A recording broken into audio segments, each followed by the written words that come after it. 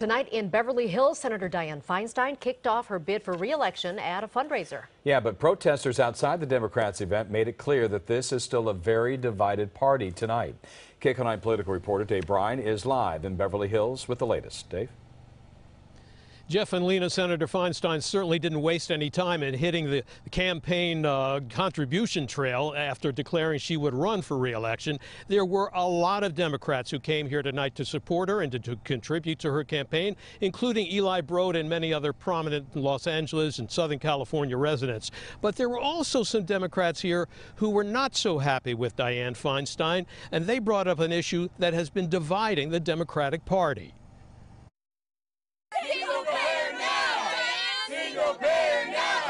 A small but energetic crowd of protesters, including several Bernie Sanders Democrats, shouted at Senator Dianne Feinstein Tuesday night, who was headlining a fundraiser for her Senate re-election race inside this home in Beverly Hills. The protesters demanding that Feinstein endorse the Sanders bill for single-payer health care.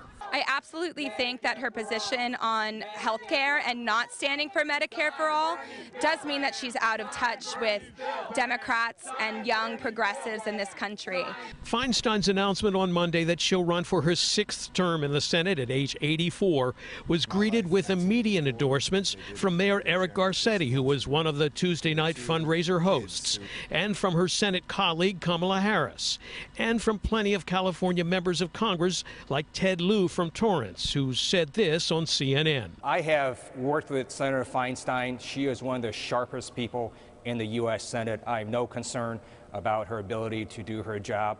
And in addition, her positions, I think, match California, and she's going to continue to do a great job as a U.S. Senator.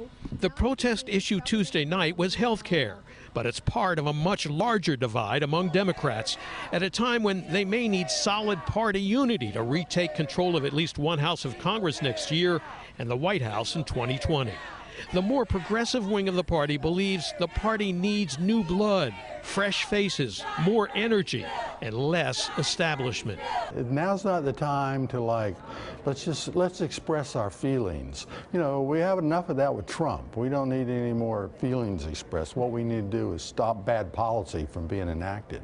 Feinstein's longtime campaign strategist, Bill Carrick, says that may sound nice, but Feinstein's got the substance to get things done for California and the country. I mean, that's sort of a political argument about how you feel or what, generational divide or whatever. I don't really hear that. We don't see that. We don't see it in the polling. People approve of Senator Feinstein's job back there. But most importantly, she got the strength and the clout to do the things we need to do in California, and particularly to take on the Trump administration. David Hildebrand, a former state legislative analyst for 6 years, is now running against Feinstein in the Democratic primary. He agrees that what you saw in Beverly Hills is part of the sequel to the Bernie Sanders versus Hillary Clinton battle, which was never fully resolved. Basically, this is a movement. It's not just about Bernie.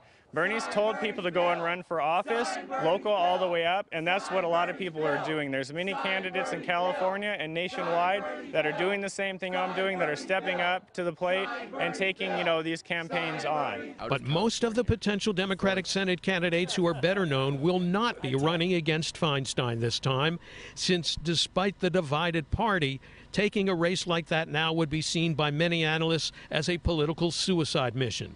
Only State Senate President Kevin De Leon has not said whether he'll enter the race or not. Well, and as we mentioned, most analysts believe that Senator Feinstein is in a very strong position, has a very good chance of being reelected. But here's how this could really come into play. In states across the country where Democrats and Republicans have a much closer ratio than here in California, if the Democratic Party is divided, some of which, like we saw tonight, that could be a real problem for a party that has to retake at least one House of Congress to have any say for the next 4 years. That's the way it looks here in Beverly Hills tonight. Lena, Jeff, back to you.